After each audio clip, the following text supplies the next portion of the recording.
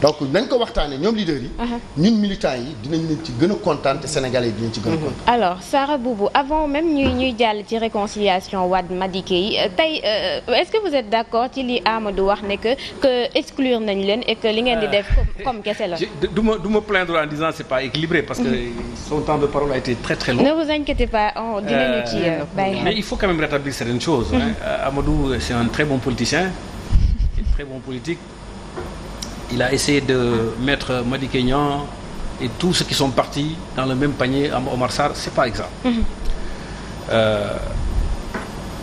Madické Niang bi muy dem et ça vous la presse yéen a war a rétablir les faits.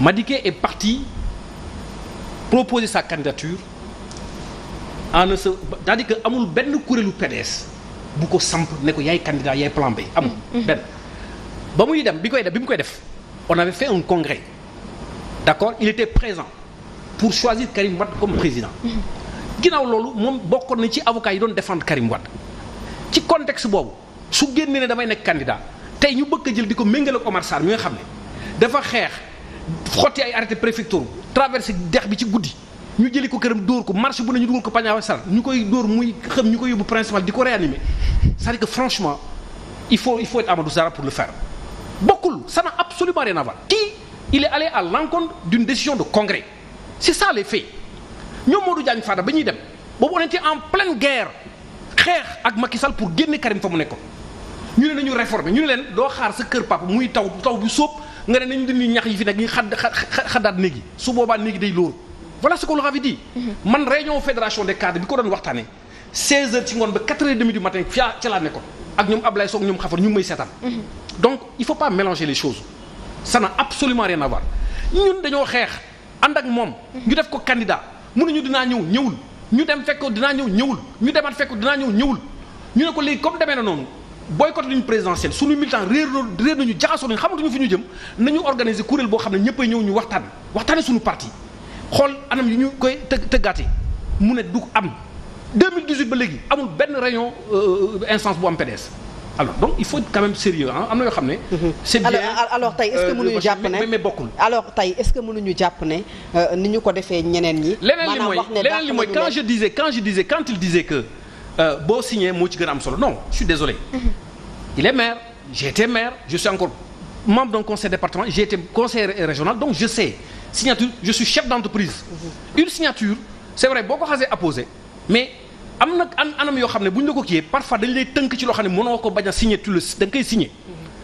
Aziz Diop sama xarit am na benn kii bu mu def Walfadjri dama koy firndaal fii Karim bi ñu ko convoqué 2012 bëgguloon ñëw wax na ay Aziz ak keneen ci kaso bi su ma xamoon ne nii lay demee du ma ñëw mais sama papa moo ma yóbbee lii yëpp. moom ak avocat Bale Bourgi. alors weer bi ngeen may ma rek Fatou c'est très important defal ndànk rek. xam nga suñuy wax ne suñuy wax ni bon signature bi amul laam-laame c'est vrai que Ablaye Wade moo ko ci apposé donc à partir de ce moment ça engage Ablaye Wade non je suis d'accord mais boo fexee ba sa papa nga dugal ci conscience am ne mais ay bi ma nekkee yëpp coono bi ma nekkee yëpp yaa ma ko yóbbee benn doom kottu la am mais Ablaye mag la ku baax la xol bi dafa oyof. lu mu ko defloo mu def ko c'est ça la vérité aujourd'hui l'exclusion le nouveau secrétaire national tout ça c'est Karim Meïssa Wade qui est derrière. alors l'exclusion boobu la ñuy wax Sara. fi mu toll nii lan mooy ëllëg bi yéen ñi nga xam ne yéen a def suqali soppi lan ngeen di xaar ak lan mooy seen jéego lan moo des. non ëllëg bi c'est pas compliqué. ñun contrairement à ce qu'il pense ak li muy soutenir parce que nag quand même c'est vrai que xëy na il est un peu en déphasage. mais ñun confrontation statut yeeg yëpp may nañu non attends rek moom lay wax nii c'est-à-dire que ñun ñu ngi biir PDS ba tey tey la ñu gën a nekk PDS kenn mënuñu génne PDS ñun la du Karim. mais naka ngeen di def statut ak règlement yu PDS bi aussi tamit ban article règlement intérieur wala statut moo wax ni Omar Sarr def na léegi lii dañ ko war a génne amul Omar Sarr àndul ak liste kii adversaire au PDS Omar Sarr créewul parti d'accord Omar Sarr la mu demoon ci dialogue bi Ablaye Wade moo ko woo ba mu ñëw mu sant ko demal ci yenn sa naataango opposition yi ngeen waxtaan li ñu mënul am ci xeex ci waxtaan lañ ko mën a amee dégg nga de il a rempli cette mission mu ñëw rendre ko compte ñoom Makhtar Sourane def délégation ñëw seet ko il a donné son aval ñu dem def réunion ci talaata bi ñu ñëw rendre ko compte le soir avec sa bénédiction ñu war a gisewaat un jeudi pour parler des thèmes de référence. ci diggante bi la note joxe Doha. ne en PDS a bokkatu ci. alors vous restez dans le PDS. Attendez lui il parle tout à l'heure de nawle Madické dafa ànd ak ay nawle monsieur Omar Sarr amul nawle mu ànd ak ay gor yu mel ni moom et puis moom moo ñëw démarché leen ne leen nañ dem ci dialogue bi. Sarah il faut nga tontu suñu ay questions. vous restez dans le PDS. da ngeen di toog bi parti démocratique bu Sénégal. nan ngeen di mënee peut-être combat bi loolu lañ lay laaj. il faut nga tontu ñu du confrontation yow ak Amadou. pourtant tontu naa la c'est-à-dire que da nga déggul li ma la wax dama la ne. li ñuy def nii xeex la. on a créé kuréel ci biir PDS alliance Suxali Soppi pour ñun ak ñeneen ñiy xalaat comme ñun comme quoi PDS patrimoine la. kenn du ko jël di ko jox sa doom comme sa kër bi nga jënd fële point wala feneen dégg nga de ñu leen di woo ci xeex boobu pour que PDS nekkaat la mu nekkoon démb ak bërki démb parti bu am boo xam ne sénégalais yi am nañ ci yaakaar ñu mën a reconquérir pouvoir bi ñu mën ko gérer pour njëriñu Sénégal. c'est tout loolu ñu ngi ci. ñu ngi programmé attendez s'il vous plaît.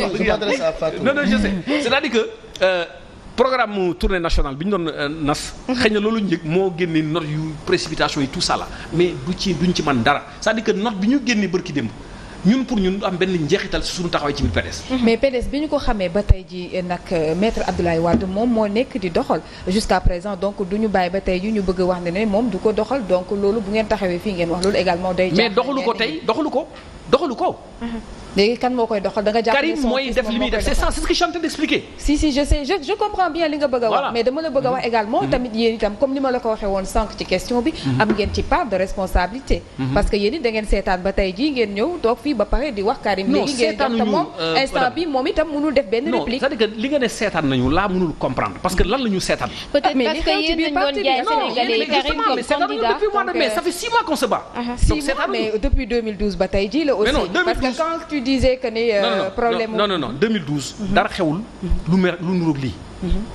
2012 Abdoulaye Wade bi muy jël parti bi di ko dénk Omar Sarr fële si CICES. xam nga li muy def. Madické nga foon ñeneen nga foon. waxuma leen moo leen gën mais en tout cas Abdoulaye Wade xam na il connaît ses hommes. man je ne suis pas là pour débattre Omar Sarr encore moins Amadou Sall wala Babacar Gaye wala Charles Diaw. parce que ils sont nombreux comme responsables de premier plan. n'est-ce pas à être avec nous dans l'alliance Suxali Soppi Sénégal. dégg nga de ñoom Braya Fall ak ñeneen défendre ma kenn. nañ ci nekkee laa ci nekkee. jàpp ne PDS patrimoine la boo xam ne dañu ko war a sauvegarder. ne Karim toogee fal di ko bëgg a salfaañe di envoyer ay notes intempestives loolu ñuy xeex. dégg nga de kuñ ci jàppale baax na kuñ jàppale dinañ ko xeex ba fu mu jëm neex. d'accord alors ci côté boobu pour li Fatima di wax est-ce que vous n'êtes pas un peu fautif ci situation bi ngeen nekkee tey parce que yéen a doon jaay Sénégalais yi Karim Wade comme seen candidat. non donc tey boo leen bëggee ramener lépp à lui également dafay tey xel un peu. moi je suis le premier vice-président de la fédération des cadres. bi ñuy waxtaanee candidature Karim si suñu biir ñu bëri d'accord ñu woon. mais il a fallu expliquer leen contexte ba ñu nekkoon. def ko candidat da doon amplifier bataille bi da doon tax Macky Sall ak régime am ñi nga xam ne ñoo ko teg fi mu nekkoon. ñu gën a nekk à l'étroit ñu mettre leen mal à l'aise parce qu'on allait faire comprendre à l'opinion nationale et internationale que ils ont mis en prison le candidat du plus grand parti d'opposition du Sénégal loolu lañu ci jublu woon. on l'a fait on a absolument rien à regretter dedans maintenant diggante boobu lan moo fi xew d'accord dem nañ législative 2017 il nous a promis qu'il allait venir battre campagne il a écrit il a envoyé des messages tout le monde l'a vu ñëwul ñu dem présidentielle mu ne dina ñëwul nit ñi jóge fi dem seeti ko ne que attention ñun fi ñu toll ni kat nuratuñu dara Sénégal jaratuñu dërëm on a dit partout on a donné des rendez-vous dara amu ci dis-nous concrètement est-ce que di nga ñëw wala déet dinaa ñëw Amadou Sall demaat il fait partie de ses avocats au-delà du fait d'être responsable du PDS mu ne ko dinaa ñëw jox ko date ñëwul léegi ñëwul ñu ne ko bon comme ñëwuloo il est bon quand même que ñu woote ñun ñëpp ñu toog parce que loolu frustré lu ñu bare suñuy sympathisants même say mouvement suñuy responsable jaaxasoo lañu jaaxa am nañu ñii dem nañu voter Macky Sall même parfois ñu woo ñëpp ñu toog ñu waxtaane ñu def suñu bilan opposant 7 ans def suñu bilan boycott présidentiel il a refusé d'accord il a dit ñett ne moom li mu bëgg rek mooy ñu réorganiser son procès pour le blanchir ñu ne ko xam nga politique rapport de force il vient de le dire fu ñu téye ñun Macky Sall say mouvement tu dis que tu en as 700 waxoon nañ la duñ la jàpp nañ la duñ la tëj nañ la duñ la jugé nañ duñ la export exilé nañ la alors si maintenant nga toog fële dowaa ñëwuloo waxoo ñu tax ñëwoo bëggoo benn kuréel bu réunir nga bëgg ñu nasat beneen xeex bu bees on est d'accord mais ñëwal boo ñëwee ànd ak ñun xeex ko même boo jiitewul àndal ak ñun rek ñu xeex ko il dit qu'il vient pas alors ngeen bëgg ñu def la alors pour ci retrouvailles entre Wade ak Madické yi lan nga foog ne moom la mën a indil parti démocratique sénégalais ci jamono ji. xam nga muy Madické muy Omar Sarr muy Karim muy keneen ñun ñëpp wax naa sànq ni ay njabootu Abdoulaye Wade lañ bokk njabootu Abdoulaye Wade lañ bokk ay doomam lañu donc famille comme il l'a dit seytaane mën na am. réeroo am ñi génn dem mais bu ñu dellu si waatee ci biir kër gi day gën a neexal kër gi day gën a dooleel kër gi day tax. ku leen bëggoon yàpp du leen yàpp parce que l'union fait la force. Politique addition la au-delà du fait que maintenant jullit ak jullit bu nu réeroo ñu juboo jàmm rek laa ci gis. c'est tout. j'ai pas d'autres commentaires à faire. retrouvailles de la famille libérale mën nañ koy yaakaar ndax Abdoulaye Wade moom ni nga waxee ne jëm na mag te yow jàpp ngeen ne moom defut kii def mooy Karim Wade est-ce que Karim mën na retrouver toute la famille libérale autour de sa personne. à une seule condition.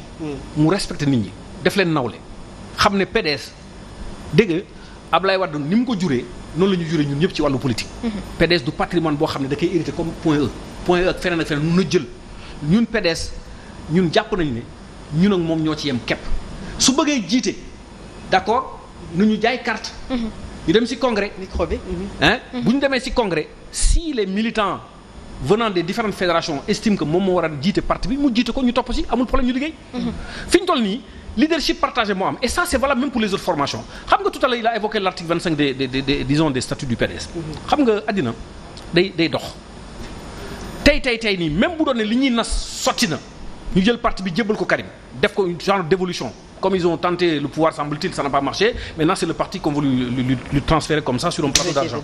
Alors loolu ce serait un cadeau empoisonné xam nga lu tax ma wax ko statut yi ni ñu ko tëggee moom xam na li mu may Abdoulaye Wade. amul beneen doomu aadama bu ñu ko mën a may bu ñu ko bindee ci kayitam day indi ay conflits. Ça va être un éternel recommencement des conflits des crises parce que personne n'acceptera plus de marcher tel que tu as marché avec Abdoulaye Wade kenn dootul xool beneen responsable sous le prisme d'Abdoulaye Wade c'est fini. Et loolu il était question ñu waxtaane ko aussi.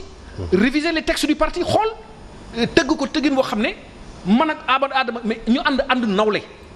dégg nga de lu ñuy nas ñu waxtaane ko ñu juboo ci ñu doxal ko. alors mais on peut plus être là comme un timonier ngay indi les gens marchent comme des moutons de Paris. tuuti rek allez-y. ma laaj ko dafa mel ni bu ma ko déggee li mu wax nii léegi ci que ne maître Abdoulaye Wade moom parti bi. loolu lay firndeel. non xam nga crise bi nii ce n'est pas propre au PDS.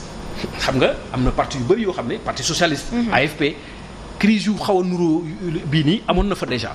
am na benn responsable bu mag boo xam ne dem na bay saaga carrément parce que xol bi jóg na xëy na seytaane dugg na ko et cetera mais li koy indi mooy statut yu parti yi ak fonctionnement bi ni muy doxee nii actuellement loolu la ñu war a soppi ñu ne suñu génération bi ku ko ci waxul yaa ngi nax sa bopp wala yaa ngi wax loo xam ne waxu politicien la mais waxoo loo xam ne ëllëg mën na jëriñ Sénégal mën na jëriñ parti politique yi. La vérité c'est ça statut yi tëgg parti actuellement. ni ñu ko tëggee ak ni ñu ko bindee bu ñu ko changé wulee muy PDS muy beneen. crise yu bare mu ngi ñëw ci ginnaaw. parce que on ne peut plus mais Karim duñ ko nangul li ñu nangul Abdoulaye Wade ça c'est clair. d'accord je sais que Amadou Diarra bëgg na tontu côté boobu. mais non benn dafa am benn genèse bu mu wax ci. génnu Madické te loolu amul dama ko bëgg a rétablir wax na yu bëri yi nga xamante ne ànd naa ci ak moom xeex bi ñu bëgg a xeex pour joganti parti bi pour muy teg di fonctionner sur les principes de démocratie yooyu yëpp d'accord nañ ci